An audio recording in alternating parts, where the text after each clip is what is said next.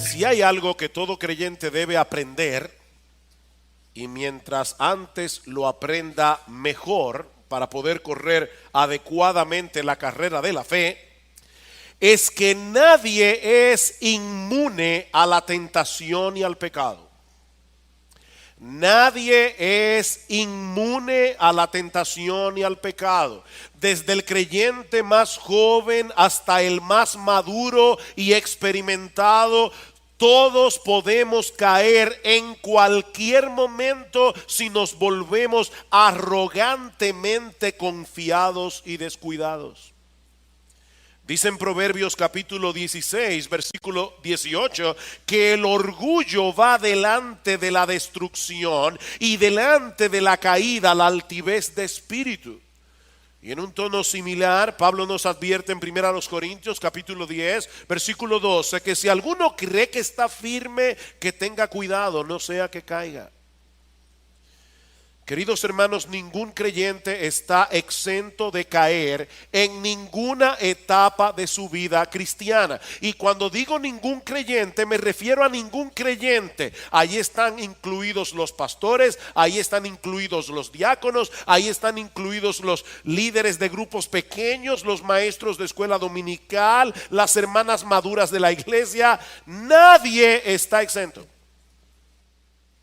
Ananías y Zafira mintieron al Espíritu Santo. Juan Marcos, el autor de este mismo evangelio, se apartó del campo misionero para regresar a casa, dejando solos a Pablo y a Bernabé.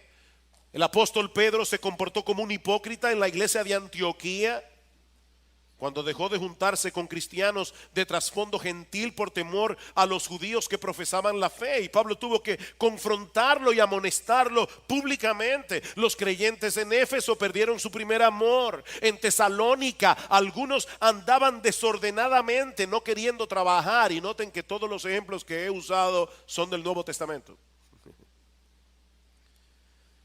Podría continuar citando ejemplos tras ejemplos de hombres y mujeres que se encontraban en la misma etapa en que nosotros nos encontramos en la historia de la redención, con el Espíritu Santo morando permanentemente en ellos, y aún así fueron derrotados en algunas batallas puntuales en sus luchas contra el pecado.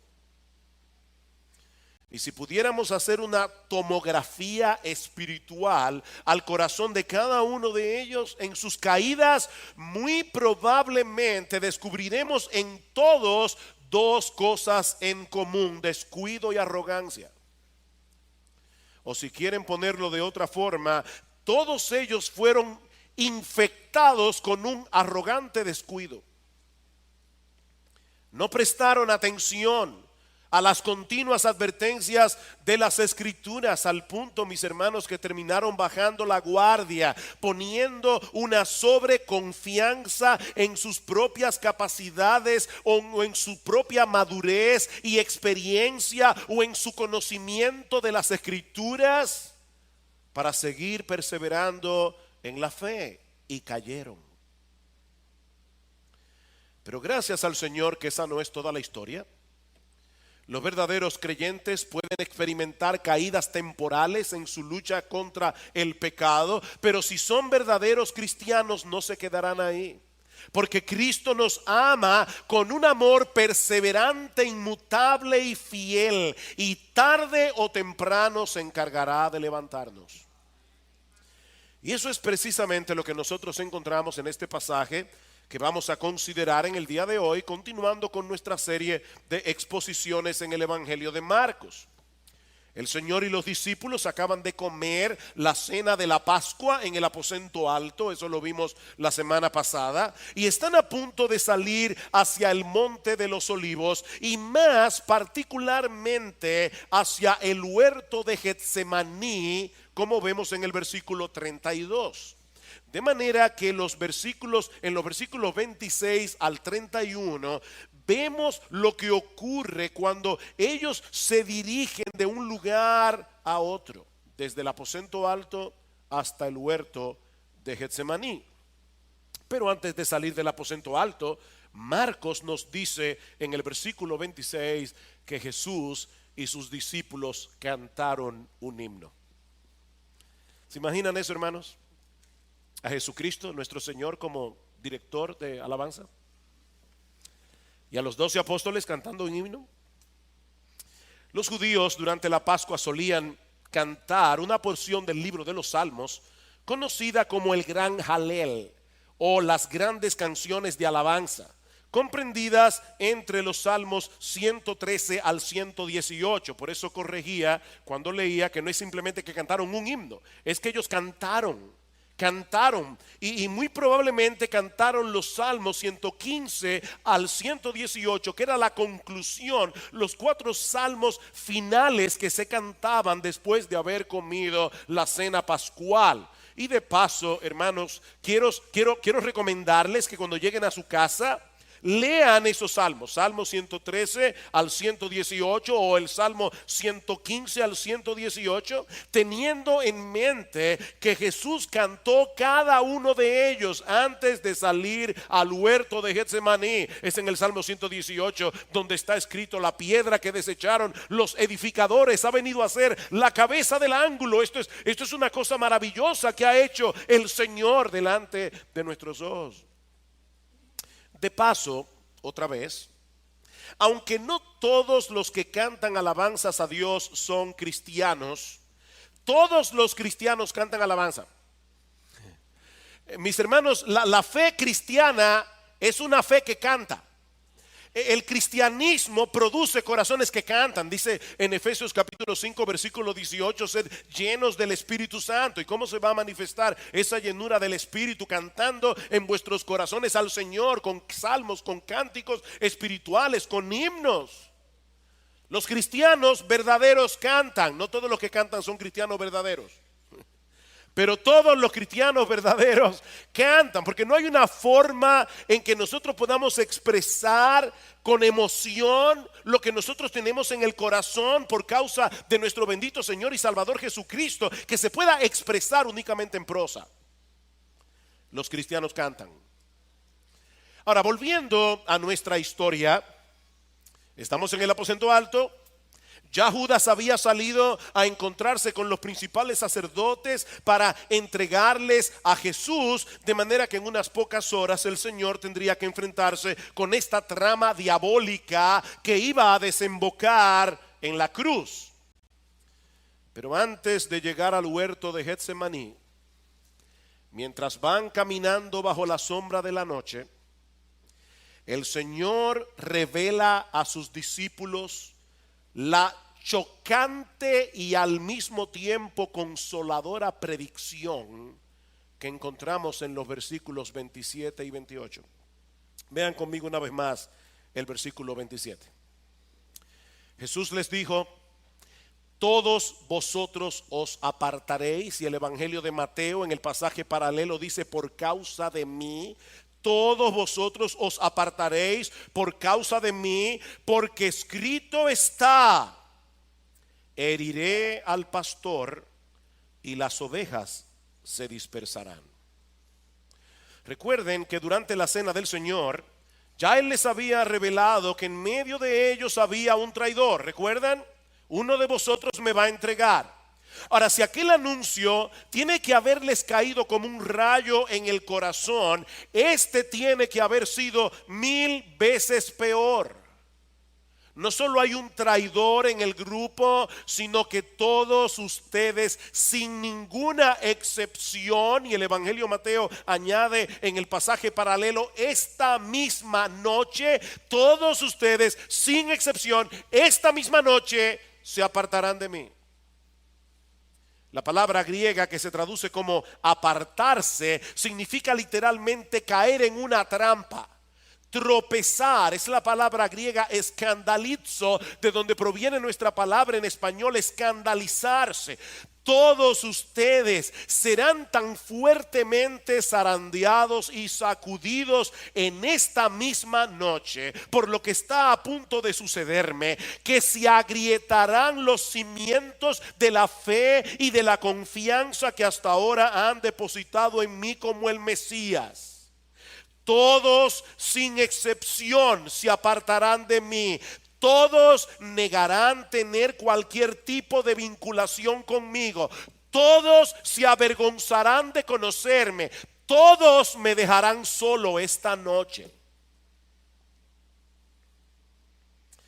El Señor no está hablando de algo que va a suceder dentro de unos años, ni siquiera dentro de unos meses. No. La fidelidad que hasta ahora han demostrado tener hacia mí quedará hecha polvo en esta misma noche, porque eso ya fue profetizado hace 500 años atrás. Porque escrito está: heriré al pastor y las ovejas se dispersarán. Eso está escrito, dice el Señor. Esta es una profecía que se encuentra en Zacarías capítulo 13 versículo 7, en el contexto de un pasaje más amplio en el que Dios promete proveerle a su pueblo perdón y purificación a través de la muerte de ese pastor que se menciona aquí. Heriré al pastor, heriré al pastor. Ahora, ¿quién es este pastor? ¿Y quién es el que hiere al pastor? Bueno, unos versículos antes, en Zacarías capítulo 12 versículo 10, recuerdan, esta profecía se encuentra en Zacarías capítulo 13 versículo 7, pero unos versículos antes, en Zacarías 12, 10, Dios anuncia a través del profeta que Él derramaría sobre la casa de David y sobre los habitantes de Jerusalén espíritu de gracia y de súplica. Es decir, yo voy a traer por la gracia del Espíritu Santo una obra tal que en Israel muchos se arrepentirán. Pero entonces añade: y me mirarán a mí, a quien han traspasado. Perdón, hermanos, pero esto es importante. ¿Quién está hablando aquí? ¿Quién es el que está hablando? No estén tímidos. ¿Quién es el que está hablando? Dios. Estamos en el Antiguo Testamento. ¿Y qué está diciendo Dios aquí? Dios está diciendo: yo voy a enviarles mi Espíritu Santo. Ese espíritu va a generar en ustedes un espíritu de súplica. Ustedes van a arrepentirse. De hecho, más adelante dice: llorarán como el que llora por la muerte de un primogénito. Ustedes se van a doler por causa de su pecado. Pero entonces ahora dice que ese arrepentimiento se va a producir cuando ustedes miren hacia mí, a quien han traspasado. ¿A Dios? Mis hermanos, nadie puede herir a Dios a menos que Él tome para sí un cuerpo de carne. Cientos de años más tarde, el apóstol Juan iba a citar en su evangelio este pasaje del profeta Zacarías. En Juan capítulo 19 versículo 37, cuando un soldado atravesó con una lanza el costado del cuerpo muerto de Jesús, Juan nos dice que eso sucedió para que se cumpliera la escritura: mirarán a mí, a quien traspasaron. Pero Juan añade un detalle impresionante. Dice que cuando el soldado hirió el costado de Jesús con una lanza, salió sangre y agua. Eso fue tan impresionante para Juan que dice: yo soy testigo, yo vi eso. Del costado de Jesús, de su cuerpo muerto, brotó sangre y agua. Mantengan eso allí en su disco duro. Seguimos leyendo el libro del profeta Zacarías. Recuerden, Zacarías 12:10. Mirarán a mí, a quien han traspasado. Luego seguimos leyendo y dice en el versículo 1 del capítulo 13 de Zacarías que en aquel día habrá una fuente abierta para la casa de David y para los habitantes de Jerusalén, para lavar el pecado y la impureza. ¿Ustedes ven el punto, mis hermanos? Mirarán a mí, a quien han traspasado, dice Dios, y en aquel día habrá una fuente abierta para la casa de David y para los habitantes de Jerusalén, una fuente de perdón y purificación que brotó del costado del cuerpo muerto de Jesús: sangre y agua. Ahora es en ese contexto que ahora dice Dios en Zacarías 13:7: despierta espada contra mi pastor y contra el hombre compañero mío, declara el Señor de los ejércitos, y hiere al pastor y se dispersarán las ovejas. Es Dios, mis hermanos, el que da la orden para que venga la espada que ha de herir a este pastor, al que ahora Dios identifica como su compañero. Despierta espada contra mi pastor y contra el hombre compañero mío. Y esta frase hebrea puede ser traducida también como el hombre que es mi igual, o aquel que está asociado conmigo. Queridos hermanos, este que fue traspasado, herido por la espada de la justicia de Dios, no puede ser otro que el Dios encarnado que fue a la cruz como el buen pastor que dio su vida por las ovejas. Eso fue profetizado 500 años antes de Cristo.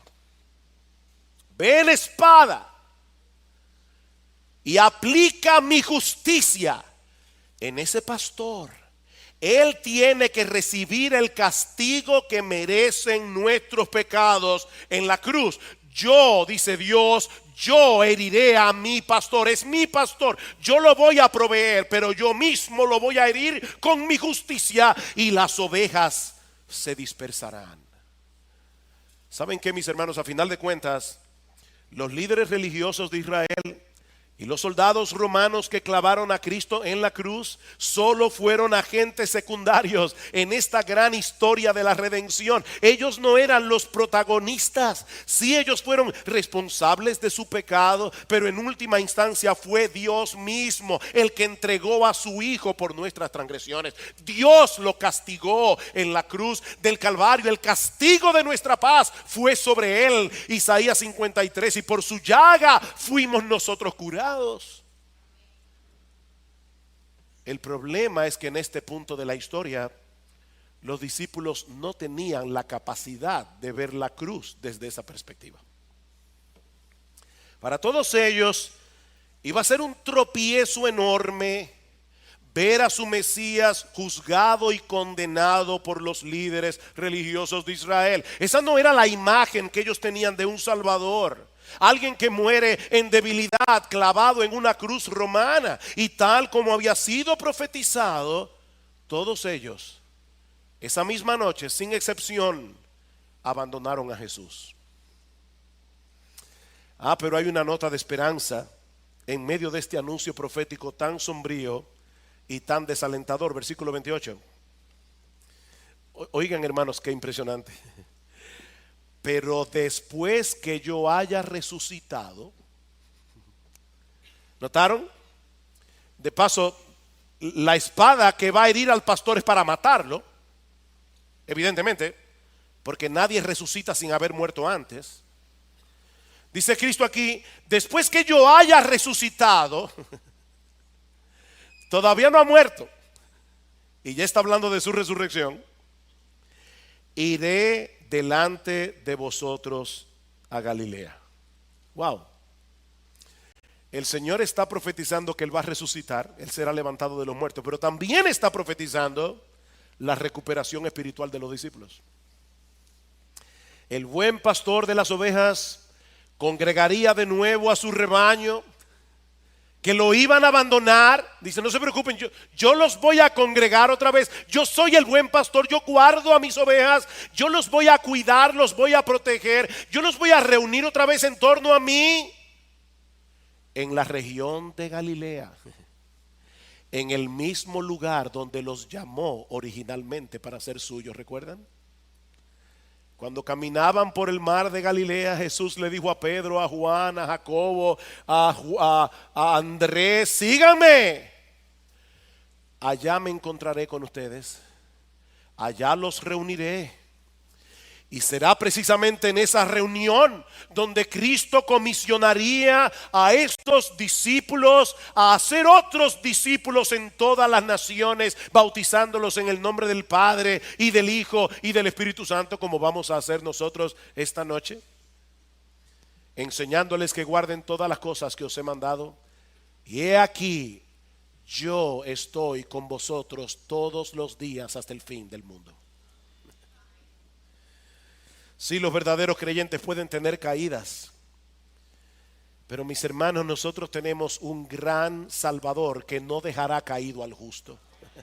Él no dejará caído al justo. Todos ustedes se apartarán esta noche de mí cuando me vean padecer en debilidad, pero voy a levantarme de los muertos y a congregarlos de nuevo en torno a mí en la región de Galilea. Queridos hermanos, es imposible, es absolutamente imposible que un verdadero creyente se pueda perder y terminar en el infierno, porque nuestra salvación a final de cuentas no depende de ti y de mí, depende de Él. Mis ovejas oyen mi voz, dice el Señor en Juan capítulo 10 versículo 27, y yo las conozco y me siguen, y yo les doy vida eterna y no perecerán jamás, ni nadie las arrebatará de mi mano. Mi Padre que me las dio es mayor que todos y nadie las puede arrebatar de la mano de mi Padre. Mis hermanos, déjenme hacerles una pregunta. ¿Desde cuándo sabía Cristo que todos sus discípulos lo iban a abandonar esa noche?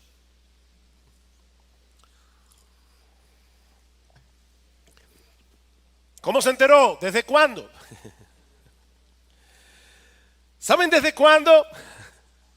Desde siempre.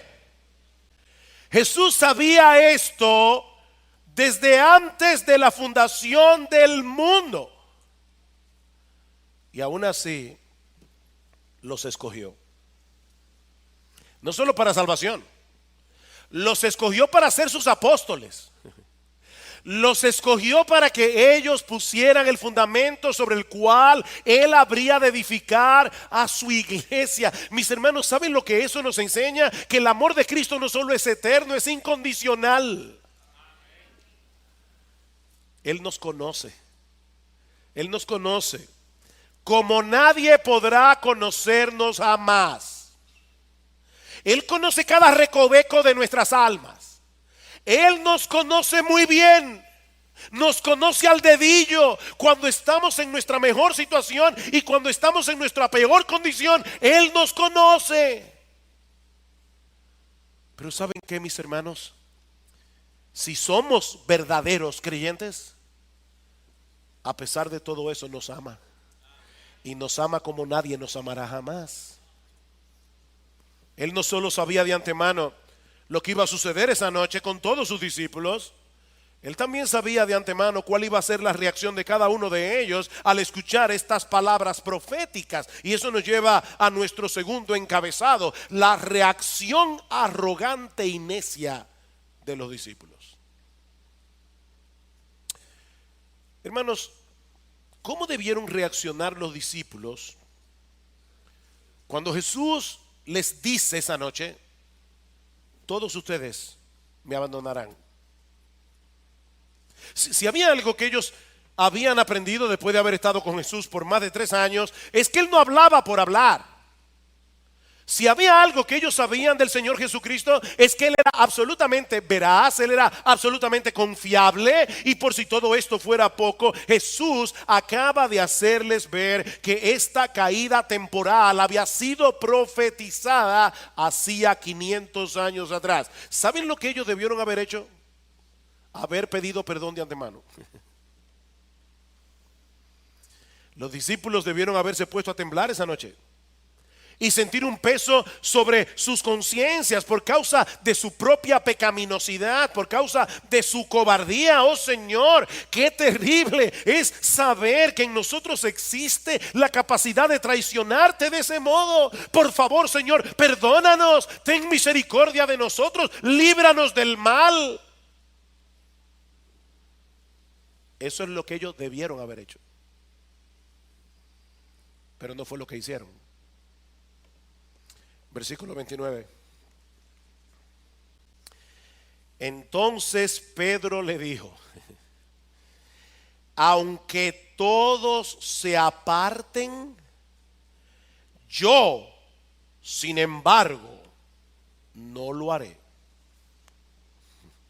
El anuncio los incluía a todos. Todos ustedes me abandonarán, pero siempre Pedro, ¿verdad?, toma la voz cantante. Hay una doble arrogancia aquí, de parte de Pedro.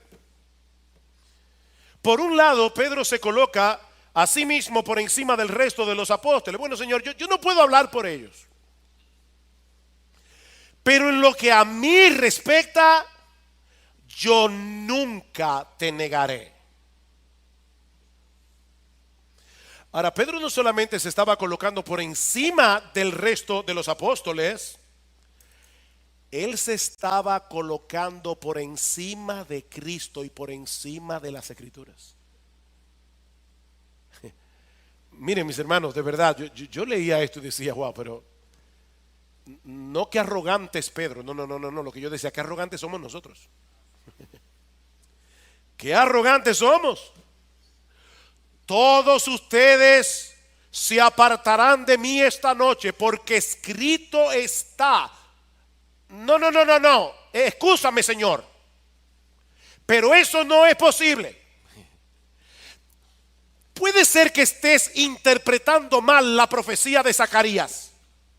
Yo no sé. Lo único que yo sé es que sería incapaz de traicionarte de ese modo, aunque honestamente yo no sé lo que harían los demás. En el texto paralelo, en el Evangelio de Lucas, hay un detalle que no aparece ni en Mateo ni en Marcos, y es que Cristo le dice a Pedro de manera particular: Simón, Simón, se llamaba Simón Pedro, Simón, Simón, he aquí Satanás os ha pedido, no solo a Pedro, sino a todos los discípulos, Satanás os ha pedido para zarandearos como a trigo, pero yo he rogado por ti que tu fe no falte, y tú, una vez vuelto, cuando te arrepientas de tu pecado, confirma, fortalece a tus hermanos. ¿Tú te imaginas eso? Que alguien te diga con toda certeza: mira, déjame decirte algo, Satanás te pidió para zarandearte, y sabes que Dios le dio permiso. Uy, eso es como para ponerse a temblar. Zacarías lo profetizó. Pedro, yo te estoy diciendo que eso es precisamente lo que esa profecía significa, y ahora te estoy revelando que ahí en el cielo, en una parte que tú no puedes ver ni entender, Satanás le ha pedido permiso a Dios para zarandearlos a todos ustedes esta noche, y Dios le concedió el permiso. No, Señor, es que ni el mismo Satanás puede hacerme que yo te traicione. Mis hermanos, de verdad, este es el colmo de la arrogancia y de la insensatez. Pero el Señor es tan paciente que en vez de desechar a Pedro, le dice: Pedro, déjame darte algunos detalles adicionales. Versículo 30. Y Jesús le dijo: en verdad te digo que tú hoy, esta misma noche, antes que el gallo cante 2 veces, me negarás 3 veces. Wow. Esta profecía no podía ser más específica. Escuchen cada palabra otra vez. En verdad, esta traducción es la traducción de la palabra amén. El texto original dice amén. Es una expresión que añade solemnidad, que añade certeza a lo que uno va a decir. Pedro, solemnemente te digo que tú, no los otros apóstoles, no Juan, no Santiago, no Jacobo, no, Pedro, tú hoy, esta misma noche, no mañana, no pasado, no durante una semana, antes que el gallo cante 2 veces, es decir, antes de que amanezca, antes de que tú comiences a ver los primeros rayos del sol salir en la aurora, me negarás. Y esta palabra es una palabra compuesta, tiene un prefijo que intensifica la palabra. Se puede traducir literalmente: Pedro, me vas a negar horriblemente, me vas a negar absolutamente, me vas a negar totalmente. Y no una, no dos, 3 veces. Era como si el Señor estuviera acorralando a Pedro para hacerle ver el peligro en que estaba. ¿Y saben qué? Ni aún así Pedro entró en razón. Versículo 31. Pero Pedro con insistencia, esa palabra significa más vehementemente. La idea no es tanto la de insistir, sino la profusión de palabras y el tono en que esa palabra se pronuncia. ¿Tú has visto esas personas que para ganar una argumentación hablan y hablan y hablan y hablan en un tono bien enérgico para convencer al otro por cansancio? ¿Han oído eso? Eso es lo que Pedro está haciendo aquí. Pero Pedro con insistencia repetía: aunque tenga que morir contigo, no te negaré.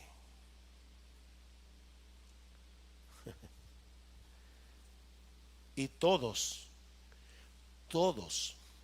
decían lo mismo. No era que repetían la misma palabra que Pedro, es que tenían la misma actitud. Ese espíritu de arrogancia, de autosuficiencia, había embriagado a los discípulos. ¿Ustedes han visto una persona borracha que está como desconectada de la realidad? Y está en medio de una guerra y están tirando tiros y él cree que está soñando que están tirando tiros. Los discípulos estaban borrachos de arrogancia. Se sentían inmunes a la traición,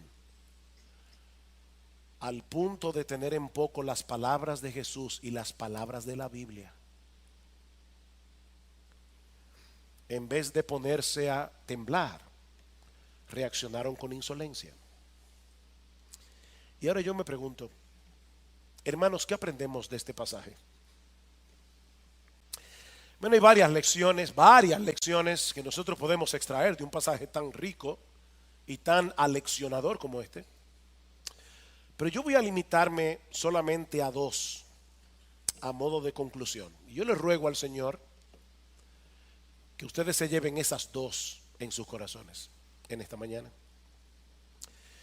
La primera es esta: este pasaje nos enseña que en medio de la tentación, la sinceridad de nuestro amor por Cristo será completamente inútil y vano si no descansamos por completo en la gracia preservadora y capacitadora de Dios. Voy a repetir eso otra vez.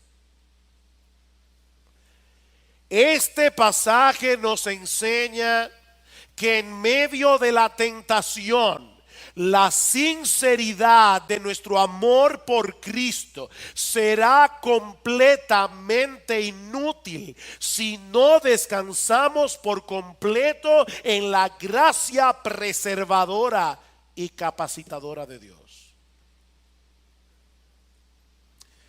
Déjenme hacerles otra pregunta. Cuando Pedro pronunció las palabras del versículo 29 y luego las que repetía vehementemente en el versículo 31, estaba siendo sincero. Pedro estaba siendo sincero. ¿Él de verdad quería decir lo que estaba diciendo, o Pedro estaba actuando esa noche como un perfecto hipócrita? No, mis hermanos, personalmente yo creo que Pedro era sincero. Es obvio que era sincero. Su amor por Jesús era real. hasta el punto de escandalizarse ante la posibilidad de que él fuera capaz de traicionar al Señor. Alguien ha dicho, él no estaba pretendiendo tener un amor hacia Jesús que en verdad no sentía, ni estaba haciendo promesas que no estuviera ansioso de cumplir. Cuando Cristo le dijo, yo soy capaz de morir contigo, él creía cada palabra. Señor, yo sé de lo que soy capaz en mi amor por ti. ¿Cuál fue su problema entonces? Mis hermanos, ¿dónde estuvo el pecado de Pedro y del resto de los discípulos? En que, amparado en su propia sinceridad, se descuidó.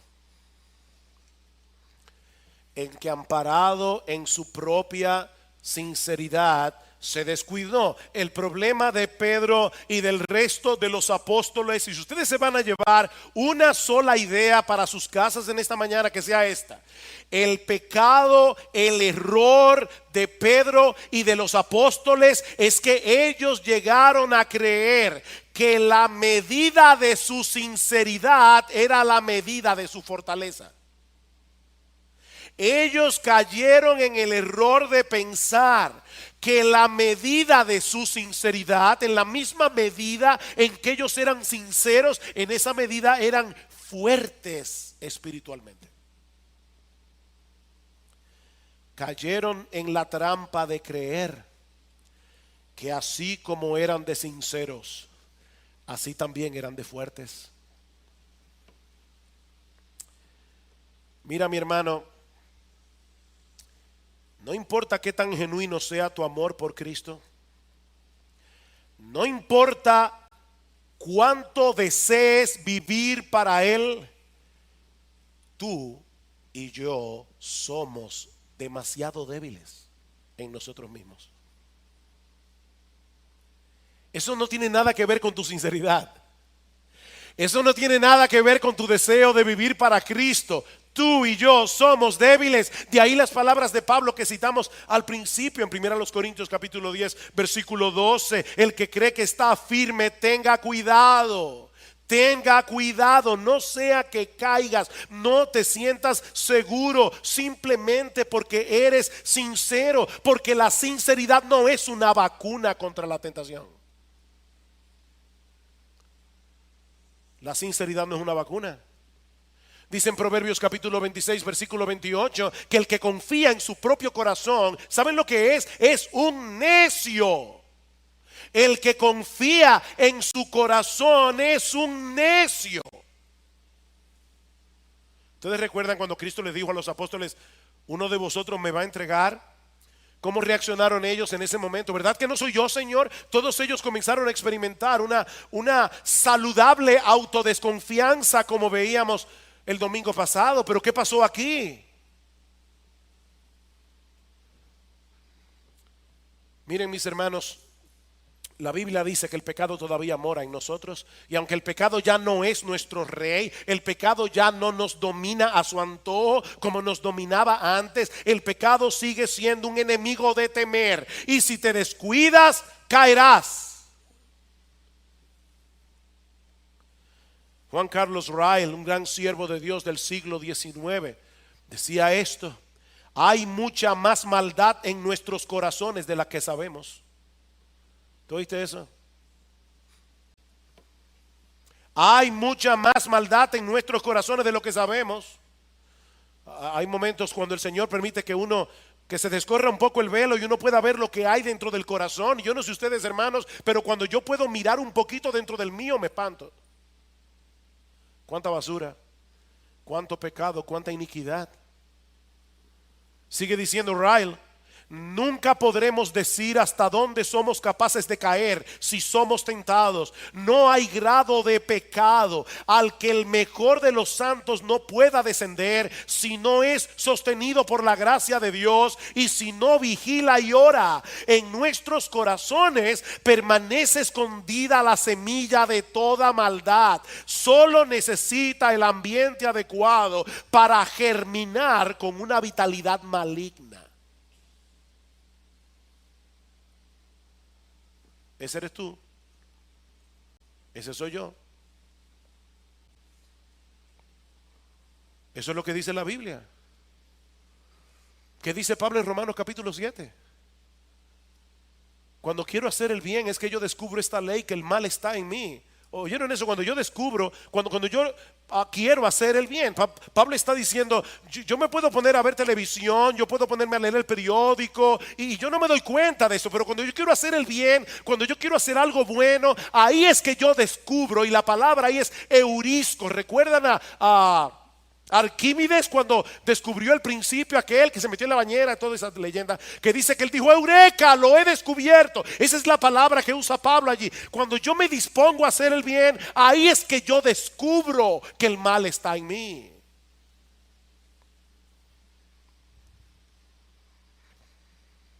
Leer el periódico no te va a traer en tu carne ninguna oposición. Trata de leer la Biblia. Trata de ponerte a orar y verás ese principio de maldad obrando en tu corazón. Mis hermanos, ¿cómo podemos saber si hemos caído en esa seguridad carnal que precede a la caída? ¿Cómo nosotros podemos identificar que nosotros estamos siendo arrogantemente descuidados? Déjenme darles algunas señales. En primer lugar, cuando dejamos de suplicar ferviente y diariamente a Dios que nos preserve del mal. ¿Recuerdan cuando Jesús fue con sus discípulos al huerto de Getsemaní? ¿Qué les dijo el Señor? Velad y orad para que no entréis en tentación. Velad y orad, manténganse vigilantes, oren, no dependan de ustedes mismos, porque el espíritu está dispuesto, pero la carne, no esta piel, la carne, nuestra naturaleza humana es débil.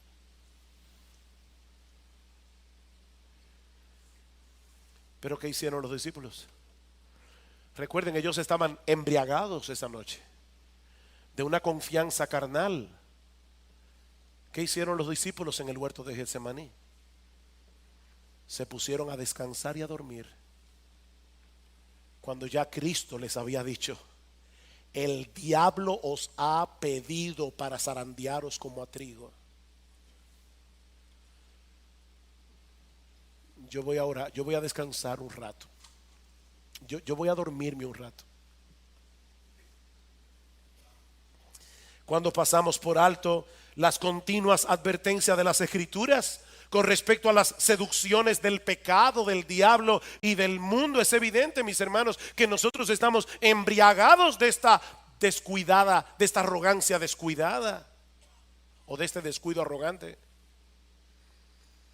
Mi hermano, ¿tú crees lo que la Biblia dice cuando dice en primera de Pedro capítulo 2 versículo 11? Hermanos, yo os ruego como extranjeros y peregrinos que os abstengáis de los deseos carnales que batallan contra el alma. ¿Tú crees eso? ¿Tú crees que es verdad lo que dice el apóstol Pedro? Sed sobrios y velad, porque vuestro adversario el diablo, como león rugiente, anda alrededor buscando a quien devorar. No a quien hacerle cosquillas, a quien devorar. ¿Tú crees eso? Cuando nos creemos lo suficientemente maduros como para caminar cerca de las tentaciones, es obvio, hermanos, que hemos sido embriagados con esta confianza carnal. Cuando escuchamos que otros han caído y nos sentimos superiores en vez de llenarnos de temor. ¿Qué dice el apóstol Pablo en Gálatas capítulo 6 versículo 1? Si alguno fuere sorprendido en alguna falta, vosotros que sois espirituales, restauradle, pero con espíritu de mansedumbre, no sea que tú también seas tentado. No te olvides que tú eres de la misma masa que él. Tú no eres superior. Yo no entiendo cómo es posible que un cristiano. Yo lo entiendo. Yo lo entiendo muy bien porque conozco mis propias corrupciones. Tiembla, mi hermano, tiembla cuando escuches que otro cae, porque el próximo puede ser tú. Cuando descuidamos las Escrituras, como un medio de gracia provisto por Dios para guardarnos y librarnos del mal. Eso es evidencia de que estamos embriagados de descuido carnal. ¿Qué dice el Salmo 1? Bienaventurado el varón que medita en la ley de Jehová día y noche. Será como árbol plantado junto a corrientes de aguas, que da su fruto a su tiempo y su hoja no cae. O el Salmo 119: ¿con qué limpiará el joven su camino? Con guardar tu palabra. En mi corazón he guardado tus dichos para no pecar contra ti. Oh Señor, dame tu palabra. Dame tu palabra, porque yo soy muy débil. Mis hermanos, de verdad, este es un pasaje muy sobrio. El que manifiesta esos peligrosos síntomas y no los corrige a tiempo, con toda seguridad caerá y vendrá a ser una deshonra para el nombre de Cristo. Vendrá a ser una deshonra para el nombre del Señor y el Evangelio. Oh, mi querido hermano, mi querida hermana, en tu lucha contra el pecado, nunca cometas el error de pensar que la medida de tu sinceridad es la medida de tu fortaleza. No cometas ese error. Pero este pasaje nos muestra también, en segundo lugar, la constancia y eficacia del amor y el poder de Cristo para proteger y sostener a sus genuinos pero débiles discípulos. Voy a repetir eso otra vez. Este pasaje nos muestra, en segundo lugar, la constancia y eficacia del amor y el poder de Cristo para proteger y sostener a sus genuinos y al mismo tiempo débiles discípulos. Miren, mis hermanos, la caída de Pedro esa noche fue estrepitosa. Todos cayeron, pero ninguno lo negó como Pedro. Pedro llegó a maldecir y a jurar que él no tenía ninguna relación con Cristo. ¿Ustedes imaginan eso? Al apóstol Pedro diciendo: maldígame Dios si yo estoy mintiendo, yo no conozco a ese hombre. Wow. Y por si acaso, mi hermano, no digas: oye, yo no entiendo. Mira, déjame decirte una cosa: tú y yo negamos a Cristo un montón de veces al día. Cada vez que tú te quedas callado, joven, en la universidad y no quieres predicar el evangelio por temor a que te identifiquen como un cristiano quedado, hablando en español y en dominicano, tú estás negando a Jesús. Cada vez que nosotros nos quedamos callados, en vez de defender la verdad, estamos negando a Cristo, porque Él es la verdad encarnada. Cada vez que tú y yo nos sentimos atemorizados de que las personas nos confundan con esta peste de evangélicos, tú estás negando al Señor. Así que cuidado con ahora mirar al pobre Pedro como un bárbaro por lo que hizo esa noche. Pedro llegó a maldecir y a jurar: yo no conozco a ese hombre. Pero ¿saben qué? Cristo le había dicho: Pedro, el gallo va a cantar 2 veces. Y así como el gallo se usaba en aquellos días como el despertador, Cristo le proveyó a Pedro ese canto del gallo como una llamada despertadora. Pedro, cuando el gallo cante 2 veces, recuerda mis palabras. Recuerda mis palabras. Y me encanta. Wow, enternece mi corazón cómo Lucas narra esta historia. En Lucas capítulo 22, versículo 61, dice que en ese momento, cuando el gallo cantó, el Señor se volvió y miró a Pedro. Y entonces Pedro recordó la palabra del Señor, cómo le había dicho: antes que el gallo cante hoy me negarás 3 veces. Y saliendo fuera lloró amargamente. Ustedes se imaginan eso, hermanos, mientras Jesús estaba en el patio del sumo sacerdote, atado, siendo acusado injustamente, golpeado y maltratado por una turba de soldados que estaban fuera de sí. Jesús estaba pensando en Pedro. Nunca olvidó a su discípulo indigno cuando las burlas y los golpes estaban cayendo sobre él. Sus pensamientos, su corazón estaba con aquel que en ese mismo momento lo estaba negando.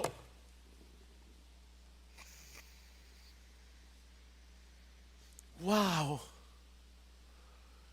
Solo estaba esperando que el gallo cantara.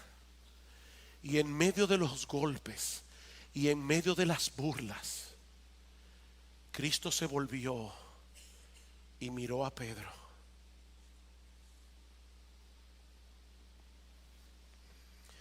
Alguien decía que fue esa mirada lo que evitó que la caída de Pedro desembocara en la traición de Judas. Fue esa mirada. Definitivamente, mis hermanos, nadie nos conoce como Cristo, pero nadie nos ama como Él. Nadie. Y aquí cito a Ryle otra vez: alentémonos con el pensamiento de que el Señor Jesús no repudia a su pueblo creyente a causa de sus errores e imperfecciones. Él conoce bien cuáles son, los toma como el esposo toma a la esposa, con todas sus manchas y defectos, y una vez unidos a Él por la fe, nunca los repudiará. Es un sumo sacerdote misericordioso y compasivo. Se gloría en pasar por alto las transgresiones de su pueblo y encubrir sus muchos pecados. Ese Cristo sabe lo que ellos eran antes de la conversión: malvados, culpables y sucios, pero aún así los amó. Y Él sabe lo que serán después de la conversión: débiles, con equivocaciones, frágiles, pero sin embargo los ama. Él se ha comprometido a salvarlos a pesar de sus errores, y Él, dice Israel, cumplirá su compromiso. Qué amor, qué amor. Oh, mi hermano, yo no sé cuál es la condición en que se encuentra tu alma en este momento, pero si eres un creyente genuino, tú necesitas recordar que en Cristo hay perdón y restauración. Dice el autor de la epístola a los Hebreos que nuestro Señor Jesucristo puede salvar perpetuamente a los que por Él se acercan a Dios, viviendo siempre para interceder por ellos. ¿Recuerdan Pedro? Satanás te ha pedido, os ha pedido para zarandearos como a trigo, pero yo he rogado por ti. ¿Sabes qué, mi hermano? Cristo todavía está rogando, está intercediendo por cada uno de los suyos. Yo no entiendo eso, pero me resulta muy consolador saberlo.